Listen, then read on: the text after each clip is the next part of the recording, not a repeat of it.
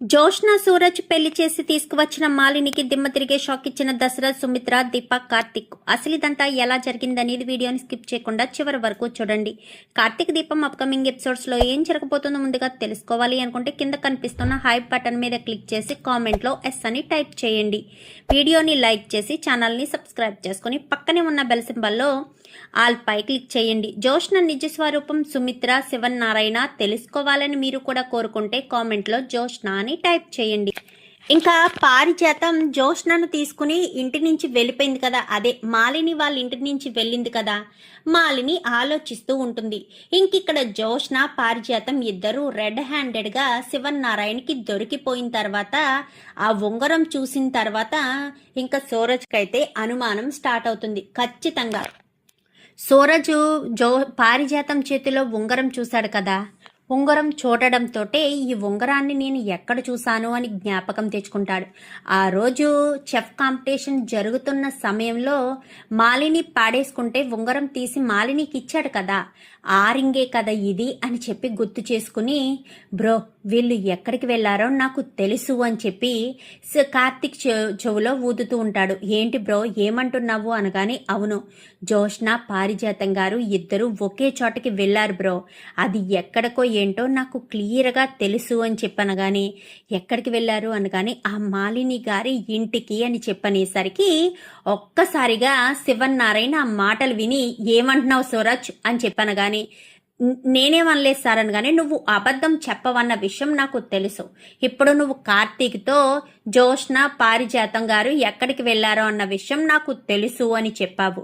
ఎక్కడికి వెళ్లారు అంటే ఆ మాలిని గారి ఇంటికి వెళ్లారు అని చెప్తున్నావు. అంత ఖచ్చితంగా అక్కడికే వెళ్లారని నీకెలా తెలుసు అని చెప్పనగానే, అది అనేసరికి అబద్ధం చెప్పడానికి ట్రై చేయొద్దు సూరజ్ అని చెప్పనేసరికి, పారిజాతం గారి చేతిలో ఉన్న ఉంగరమే చెప్తుంది సార్. ఆ రోజు మీకు గుర్తుందా, చెఫ్ కాంపిటీషన్ జరుగుతున్న సమయంలో నేను మాలిని గారితో మాట్లాడుతూ ఆవిడ రింగు పడిపోతే ఆవిడ చేతికిచ్చాను గుర్తుంది కదా, మీరు దూరం నుంచి చూడడంతో ఆ రింగ్ ఏంటో మీకు తెలియదు డిజైను, నేను నా చేతులతో పట్టుకుని మరి ఆవిడకి ఇచ్చాను కాబట్టి నాకు తెలుసు, అదే రింగ్ అని చెప్పనేసరికి ఒక్కసారిగా పారిజాతం షాక్ అయిపోతుంది. ఏంటి నువ్వు చెప్పేది నిజమా అనగానే, అబద్ధమో కాదో అడగండి, సేమ్ రింగు ఇదే రింగు సో మాలిని గారి చేతికి ఉంది, ఆ రోజు అదే పడిపోతే తీసిచ్చాను, అదే రింగి ఇప్పుడు పారిజాతం గారి చేతిలో ఉంది అనేసరికి, ఏంటి పారిజాతం నువ్వు సూరజ్ చెప్పేది నిజమా, నువ్వు ఆ మాలిని వాళ్ళ ఇంటికి వెళ్ళావా అంటూ అడగడంతో అది అనేసరికి, చెప్పు అని చెప్పి చెంప పగలగొట్టేసరికి అప్పటి వరకు నెక్క సెట్ అయిందని ఓ తెగ సంబరపడింది కదా, ఆ సెట్ అయిన నెక్క కాస్త మళ్ళీ పట్టేస్తుంది.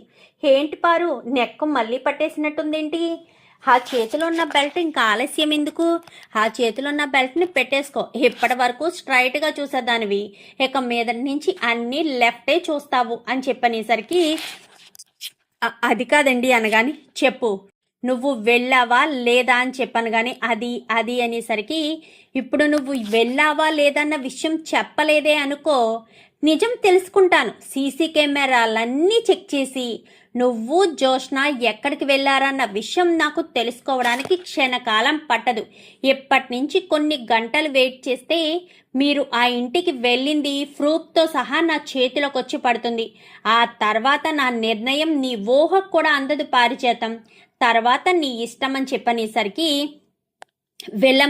వెళ్ళాము అంటూ పారిజాతం కాస్త నిజం ఒప్పేసుకుంటుంది. ఎందుకు వెళ్ళావు అక్కడికి అనగానే, మాలిని ఫోన్ చేసి జోష్నను తీసుకుని రమ్మని చెప్పిందండి, అందుకే వెళ్ళాను. అసలు మాలిని మీకు ఫోన్ చేస్తే జోష్నను తీసుకుని మీరు వెళ్ళవలసిన అవసరం ఏముందత్తయ్య, ఆ మాలిని మీకెందుకు ఫోన్ చేసింది, మీరెందుకు తన మాట వినాలి అంటే మామయ్య గారి మాటను కూడా పక్కన పెట్టి అని చెప్పనేసరికి కార్తిక్ అందుకుంటాడు. తాత మాటను కాదని నువ్వు జోష్నను తీసుకుని ఆ ఇంటికి వెళ్ళావా అంటే ఏంటి నీ దృష్టిలో, తాత మాట కంటే మాలిని పిన్ని మాటే నీకు ఎక్కువ, ఏంటిది బ్రదర్ అని చెప్పాను. కానీ అదే కదా బ్రదర్, నాకు అర్థం కావట్లేదు. చైర్మన్ గారి మాట అంటే తన భర్త మాటను కూడా పక్కన పెట్టి ఆ మాలిని గారి ఫోన్ చేసి జోష్నను తీసుకురమ్మంటే ఫోన్ని కూడా ఆఫీసులోనే వదిలేసి మరీ తీసుకుని వెళ్ళారు. ఏంటి వీళ్ళిద్దరికి అంత మంచి డీలింగ్ ఏంటి అంటూ ఇంకా సూరజ్ కార్తీక్ మాట్లాడేసరికి, రేయ్ కొంచెం నోరు ముయ్యండ్రా, ఎందుకురా నన్ను ఇలా చావగొడతారు, కొంచెం బ్రతకనివ్వండ్రా అంటూ ఇంకా పారిజాతం అంటుంది. అనేసరికి ఏంటి ఏంటి బ్రతకనివ్వడం, ఎందుకు వెళ్ళావు నువ్వు, అసలు అక్కడికి వెళ్ళవలసిన అవసరం ఏముంది, నువ్వు ఆ ఇంటికి ఎందుకు వెళ్ళావు పారిజాతం చెప్పు, నాకు అది కావాలి. నువ్వు ఆ ఇంటికి వెళ్ళాల్సిన పనేముంది, ఎందుకోసం వెళ్ళావు, ఎందుకు వెళ్ళావు, నాకు దీనంతటికీ సమాధానం ఖచ్చితంగా నువ్వు చెప్పి తీరాలి. అయినా నువ్వు ఏమనుకుంటున్నావు పారిజాతం, నా మాటకు లెక్కలేదా, నా మాటకు విలువ లేదా, అంటే నేనంటేనే విలువ లేదా, నీలాంటి విలువలేనిది నా ఇంట్లో ఉండడానికి వీల్లేదు అంటూ మాట్లాడేసరికి ఇంకా పారిజాతం ఏం చేయాలో అర్థం కాక జోష్నవంక చూడడంతో కాళ్ళ మీద పడు అన్నట్టు సైగ చేస్తుంది. ఇంకా కాళ్ళు పట్టుకుని, ప్లీజ్ అండి ఇంకెప్పుడు వెళ్ళనండి, ఎప్పుడు వెళ్ళను, దయచేసి ఈ ఒక్కసారికి నన్ను క్షమించండి అంటూ కాళ్ళు పట్టుకుంటుంది పారిజాతం. అయితే పట్టుకునేసరికి, ఇదే నీకు చివరిసారి చెప్తున్నాను పారిజాతం, మళ్ళీ చెప్పే అవకాశం నువ్వు ఇచ్చుకోవద్దు, అర్థమవుతుందా, ఎందుకు చెప్తున్నానో దేనికోసం చెప్తున్నానో నువ్వు అర్థం చేసుకో అంటూ ఇంకా శివనారాయణ లోపలికి వెళ్ళిపోతాడు. అమ్మయ్యా అని చెప్పి అనుకుంటూ ఉండేసరికి, ఏంటి రిలాక్స్ అవుతున్నావా, అయినా అక్కడికి ఎందుకు వెళ్ళావు పారు, నీకు మాలిని అత్పిన్నికి ఇంతకుముందు గతంలో ఏదైనా పరిచయాలున్నాయా, నువ్వు మాలిని పిన్ని కలిసి ఏదైనా కుట్రకు తెరదించారా అంటూ మాట్లాడడంతో, ఏం మాట్లాడుతున్నావురా కార్తీక్ అనేసరికి, నీకు కుట్రలు కుతంత్రాలు చేయడం పెద్ద కష్టమేమీ కాదు కదా, తాత మీద కోపంతోనే కదా బిడ్డల్ని మార్చేశావు నువ్వు, అందులో ఇంకా ఏం చేసావో అనేది అలా ఏమి లేదురా, వెళ్ళు. అమ్మో వీడితో చాలా జాగ్రత్తగా ఉండాలి, వీడే అనుకుంటే వీడికి తగ్గట్టుగా సూరజ్ గడు ఒకడు తయారయ్యాడు నా ప్రాణానికి, ప్రశాంతత అనేదే లేదు, చిచి ఏంటో నా బ్రతుకు అనుకుంటూ పారిజాతం లోపలికి వెళ్ళిపోతుంది. ఇది ఇలా ఉంటే మాలిని ఇంతకీ జోష్న ఎవరిని ప్రేమించింది తెలుసుకోవాలి అని చెప్పి ఇంకా జోష్న సూరజ్ల మధ్య కొంచెం చనువు ఏర్పడుతుంది. గొడవే కదా, ప్రతి చనువుకి ఇంకిద్దరికి గొడవ జరిగి ఈ చనువు ఏర్పడి ఒకరినొకరు ఇష్టపడడం, ఇద్దరు తిరగడం జరుగుతూ ఉండేసరికి ఒక రోజు అలాగే ఇద్దరు బండి మీద నవ్వుకుంటూ రావడం మాలిని చూస్తుంది. ఓహో ప్రేమించేది వీడినేనా, వీడిని ప్రేమించిందా, వీడు ఆ ఇంట్లో అక్కడ పనిచేసేవాడు కదా, పైగా ఎవరూ లేరు అన్నట్టు కూడా విన్నాను, వీడితో జోష్న పెళ్లి చేస్తే వీళ్ళకి తగ్గ సమాధానం గుణపాఠం చెప్పినట్టు అవుతుందే అని చెప్పి అనుకుంటుంటారు. ఈలోపు దశరథ్ కాస్త బయటికి వెళ్ళాడు కదా, దశరథ్ వచ్చేసేసరికి ఇంకా ఇక్కడ జరిగిన విషయాలన్నీ చూసుకోవడంతో శివనారాయణ ఆఫీస్కి వెళ్ళడం తగ్గిస్తాడు. దశరథ్ మాత్రం ఆఫీస్కి వెళ్ళి ఆఫీసులో వ్యవహారాలన్నీ చూసుకుంటూ ఉంటాడు. ఇంకా ఇది ఇలా జరుగుతున్న సమయంలో జోష్న ఇద్దరు కూడా ఇష్టపడ్డారు కదా, ఒకరోజు వాళ్ళిద్దరిని మాలిని ఆపుతుంది. ఏంటి ఆ రోజు నువ్వు ఇంటికొచ్చి నేను ఎవరిని ప్రేమిస్తే మీకెందుకు అన్నావు కదా, ఈ రోజు చెప్తున్నాను, నీకు తినతో పెళ్లి ఇంట్లో జరగనివ్వరు, ఖచ్చితంగా జరగనివ్వరు, మీరిద్దరూ ఒకటవ్వాలి అంటే నేను చెప్పినట్టు చెయ్యి, ఖచ్చితంగా ఒకటవుతారు, మీ ఇద్దరికి దగ్గరుండే నేనే పెళ్లి చేస్తాను అని చెప్పి మాలిని చెప్తుంది. ఏమంటున్నారు అనగానే, అవును మీ ఇద్దరికి పెళ్లి చేస్తాను, మీ ఇద్దరిని తీసుకెళ్లి ఇంటి దగ్గర నేనే చెప్పుతాను అని చెప్పి మాట్లాడేసరికి, అవునా నిజంగానే పెళ్లి చేస్తారా అనగానే, నిజంగానే పెళ్లి చేస్తాను అని చెప్పి ఇంకా పారిజాతం మాలిని అనేసరికి ఇంకా ఇద్దరిని కూడా ఒకరోజు కావాలని జోష్నను తన మాటలతో మెస్మరైజ్ చేసి మాలిని కాస్త జోష్నను సూరజ్ను ఇద్దరిని కూడా పెళ్లి బట్టల్లో గుడికి తీసుకువెళ్ళి వాళ్ళిద్దరికి తానే పెళ్లి చేసేస్తుంది, తానే దగ్గరుండి చేస్తుంది. ఇటు కార్తీక్ వాళ్ళకి ఎవ్వరికీ తెలియదు. వీళ్ళిద్దరూ మాత్రమే మాట్లాడుకుని పెళ్లి చేసేస్తుంది. పెళ్లి చేసేసరికి ఇంకా జోష్న కూడా మాలిని మాటలు వినేస్తుంది. ఎందుకంటే సూరజ్ని అంతలా ఇష్టపడుతుంది. సూరజ్ని ఇంట్లో వాళ్ళు పెళ్లి చేయరు అనేసరికి సూరజ్ని దూరం చేసుకోవడం ఇష్టం లేకనే ఇంకా పెళ్లికి ఒప్పుకుని పెళ్లి చేసేసుకునేసరికి ఇంకా ఇద్దరు కూడా పెళ్లి దండలతో సహా ఇంటికి తీసుకొస్తుంది మాలిని. అయితే తీసుకొచ్చేసరికి ఒక్కసారిగా అందరూ షాక్ అయిపోతారు. ఏంటిది అని చెప్పాను కానీ, క్షమించండి, నేను సూరజ్ను ప్రేమించాను, అందుకే అత్తే దగ్గరుండి మా ఇద్దరికి పెళ్లి చేసింది అనేసరికి, పెళ్లి చేసింది అని చెప్పిన తర్వాత ఎలా ఉంది శివనారాయణ బాబాయ్? బాగా దెబ్బ గట్టిగా తగిలినట్టుంది. మీ మనవరాలకి గొప్ప గొప్ప వాళ్ళనిచ్చి పెళ్లి చేయాలి అని మీరు ఎంతగానో ఆశపడి ఉంటారు కదా. అయ్యే ఈ సూరజ్ అనాథ, ఏమీ లేని అనాథ. వీడిని మీ మనవరాలు పెళ్లి చేసుకుంది. మీ పరువు గంగలో కలిసినట్టే. వీళ్ళిద్దరికీ నేను కావాలనే పెళ్లి చేశాను. కావాలన్న ఉద్దేశంతో, మీ పరువు పోవాలి అన్న కారణం చేతే వీళ్ళిద్దరికీ నేనే దగ్గరుండి పెళ్లి జరిపించాను. ఇదెలా ఉంది? మీకు బాగా బుద్ధొచ్చినట్టుంది కదా అంటూ మాట్లాడేసరికి, ఏం మాట్లాడుతున్నావు మాలిని అంటూ దశరథ వస్తాడు. దశరథ, ఒక్క నిమిషం, ఏమన్నావు? మాకు బుద్ధొచ్చేలా చేసావా? ఏం బుద్ధొచ్చేలా చేసావు? వీళ్ళిద్దరికీ పెళ్లి చేసి తీసుకొస్తే ఆ పెళ్లి నేను ఒప్పుకుంటానా? పెళ్లి ఒప్పుకొని వీళ్ళిద్దరికీ ఓకే అని చెప్పేస్తానా? సూరజ్ గాడు కట్టిన తాళిని మెడలోంచి తీసేస్తాను అనేసరికి, సూరజ్ ఎవరనుకుంటున్నారు? సూరజ్ ఎవరనుకుంటున్నారు? మీకు ఇప్పటి వరకు చెప్పినట్టుగా అనాథ అనుకుంటున్నారా? సూరజ్ అనాథ కాదు, నా రక్తం పంచుకు పుట్టిన నా కన్న కొడుకు అంటూ చెప్పడంతో ఒక్కసారిగా షాక్ అయిపోతారు. ఏంటి, సూరజ్ నీ కొడుక అని చెప్పాను కానీ, అవును సూరజ్ నా కొడుకే. ఏం మాట్లాడుతున్నావత్తా? సూరజ్ ఎవరూ లేని అనాథ అని చెప్పాడు అనగానే, ఎవరూ లేని అనాథ అని నీకు చెప్పుండొచ్చు, కానీ తను అనాథ కాదు, నా కన్న బిడ్డ. ఏంట్రా అని చెప్పాను కానీ, అవును మమ్మీ, కావాలని మీ ఇంట్లోకి వచ్చాను. జోష్నను నా మాటలతో వేధిస్తూ మొత్తానికైతే నన్ను ప్రేమించేటట్టు చేశాను. మా మమ్మీ ద్వారా ప్రేమను పెళ్లి దాకా తీసుకొచ్చాను. ఇప్పుడు ఎలా ఉంది ఈ కిక్కు? ఇప్పుడు జోష్న ఇంటి వారసురాలు. జోష్న శత్రువు కొడుకైన సూరజ్ని పెళ్లి చేసుకోవడం మీరు ఎప్పటికీ తట్టుకోలేరు అనగాని, ఏంటి మాలిని, నీకు మరొక షాక్ ఇవ్వనా? షాకుల మీద షాకు చెప్పనా అని చెప్పనేసరికి, ఏంటి నువ్వు అనుకుంటున్నట్టు జోష్న మా ఇంటి ఆడపిల్ల కాదు, మా నాన్న మనవరాలు కాదు, నాకు సుమిత్రకు పుట్టిన కూతురు కానే కాదు అని చెప్పనేసరికి, ఏం మాట్లాడుతున్నావు అనగానే, అవును మరి జోష్న ఎవరనుకుంటున్నారు? ఈ పారిజాతం పిన్ని మనవరాలు, అంటే పారిజాతం పిన్ని కూతురు, తన కొడుకైన దాసు కూతురు అనేసరికి, ఏంట్రా దశరథ ఏమంటున్నావు అనగానే, అవును నాన్న, ఇన్ని రోజులుగా నీకు సుమిత్రకి తెలియని నిజం, ఆ నిజం జోష్నకు తెలుసు, కార్తీకి, దీపకు అందరికీ తెలుసు. నీకు, సుమిత్రకు, నా చెల్లెలికి, వీళ్ళకి మాత్రమే తెలియదు అనేసరికి, నేను నమ్మను అనగాని, ఎందుకు నమ్మవు? దానికి నిలువెత్తు సాక్ష్యం మా పిన్ని ఇక్కడే ఉంది కదా. చెప్పు పిన్ని, జోష్న ఎవరి కూతురు? నా కూతురా, దాసు కూతురా? నువ్వు మా నాన్నను పెళ్లి చేసుకుని, నీకు మా నాన్న ఇంత గొప్ప జీవితాన్ని ఇచ్చాడు.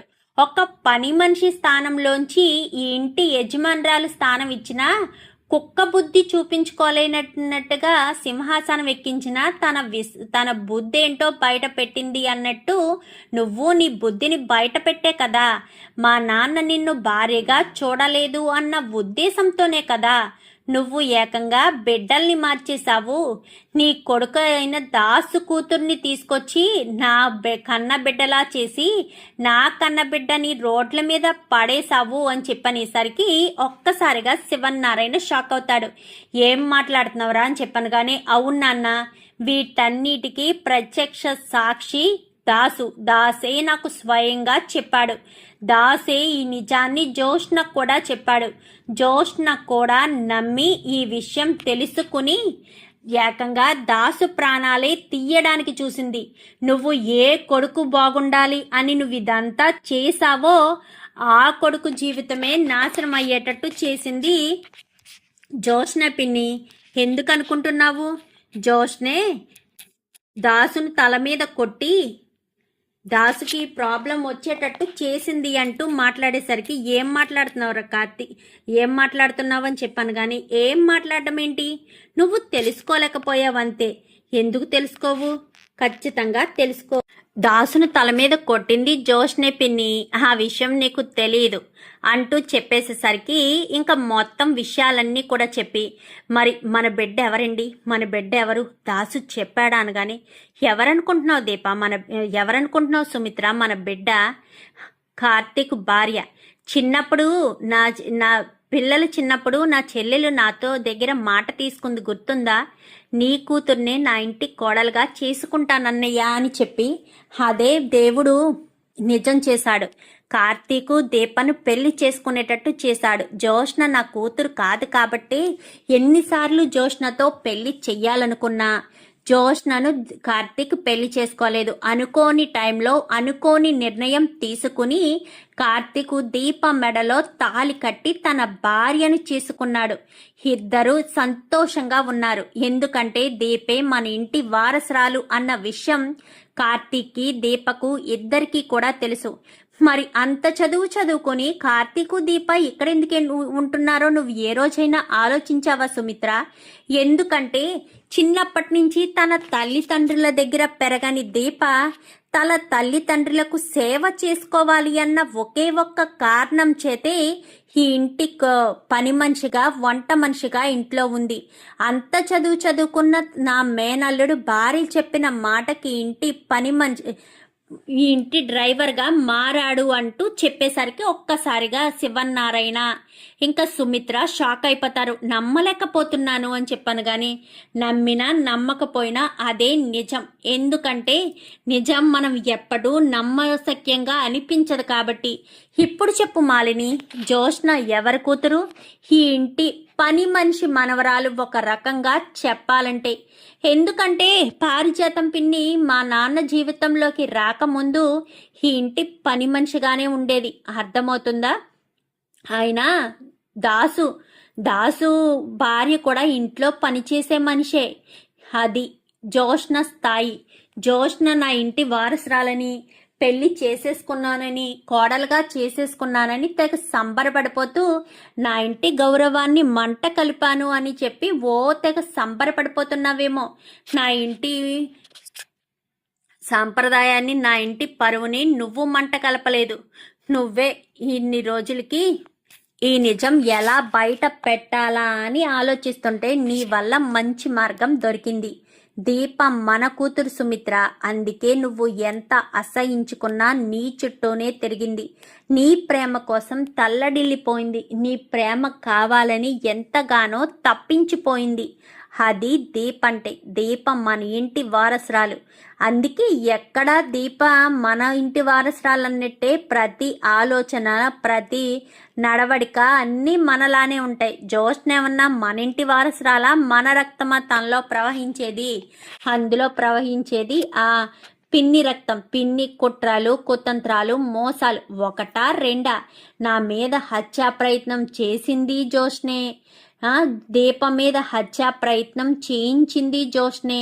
ఒకటి కాదు రెండు కాదు, ప్రతి ఒక్క మోసం వెనక చేసింది.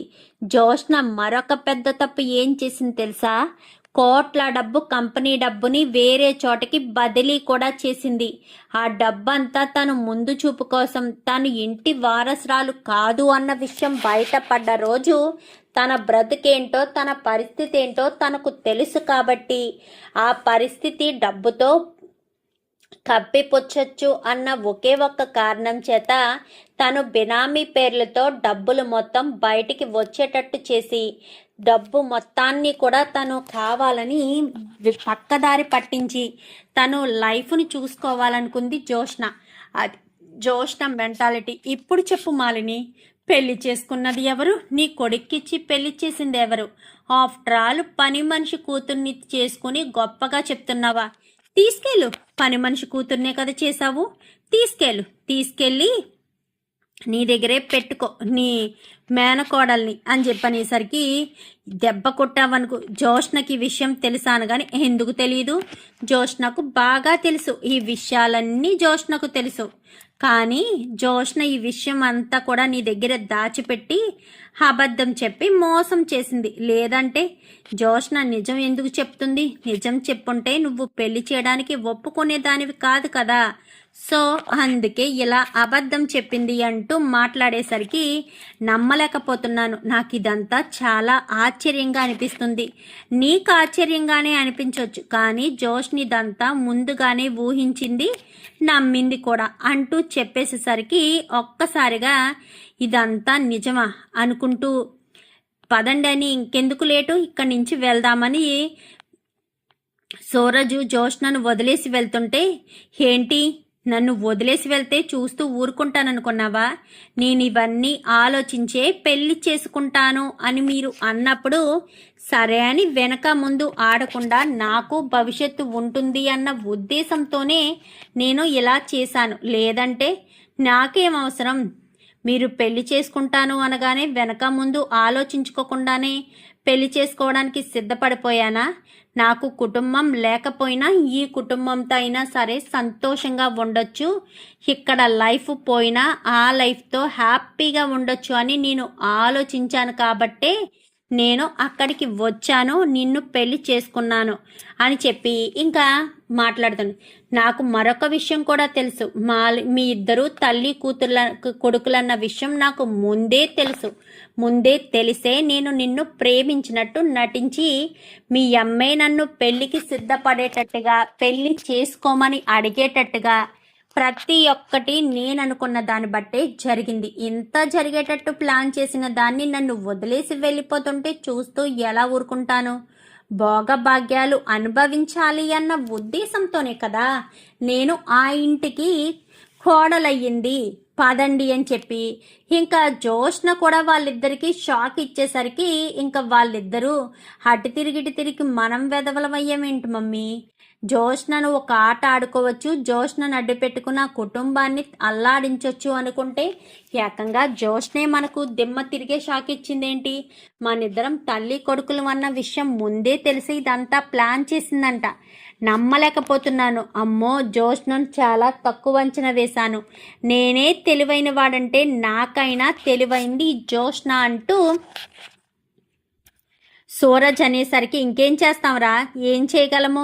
ఏదైనా చేస్తారు. లేదంటే ఇంటి పని మనిషికి అన్యాయం జరిగిందని వీళ్ళు మీడియాకి ఎక్కినా మన పరువే పోతుంది, పని మనిషి అన్న విషయం కూడా బయటపడిపోతుంది. ఇప్పుడైతే శివనారాయణ గారి మనవరాలు గుర్తింపులోనే ఉంది కాబట్టి అదే కంటిన్యూ చేస్తుంది అంటూ ఇంకా మాలిని కాస్త అక్కడి నుంచి సూరజ్ని ఇటు జోష్నని తీసుకుని ఇంటికి వెళ్ళిపోతారు. అమ్మ దీప అంటూ దీపని శివనారాయణ హత్తుకుంటాడు. జోష్న, సుమిత్ర, దశరథు ముగ్గురు కూడా హగ్ చేసుకుంటారు. కార్తిక్ చాలా సంతోషపడతాడు. ఇప్పటికీ నువ్వు అనుకున్నది నెరవేరింది కదా దీప, ఈ ఇంటి వారసురాలుగా నువ్వే ఉన్నావు. ఇంకా పారును కూడా ఇంట్లోంచి బయటికి పంపేస్తే ఇంటికి ఉన్న ఏకైక శత్రువు కూడా పోతుంది. లేదంటే తన మనవరాలకి ఎలాంటి పరిస్థితి వచ్చిందని ఖచ్చితంగా పారిజాతం పగపట్టి కుటుంబాన్ని ఏదైనా చేస్తుంది అంటూ శివనారాయణ నీకు విడాకులిచ్చి నిన్ను శాశ్వతంగా ఇంటి నుంచి బయటకు గెంటేస్తాను. ఒకవేళ నీకు అలా విడాకులు ఇవ్వకపోతే ఖచ్చితంగా నువ్వు ఏదొకటి చేస్తావు అని శివనారాయణ అంటాడు. ఇంకా జోష్న సంతోషంగా వెళ్ళిపోయింది. అందరూ కూడా హ్యాపీగా ఉంటారు. దీపని తన ఇంటి వారసురాలుగా ప్రకటించి ఇంకా శివనారాయణ అయితే దీపను హత్తుకుంటాడు.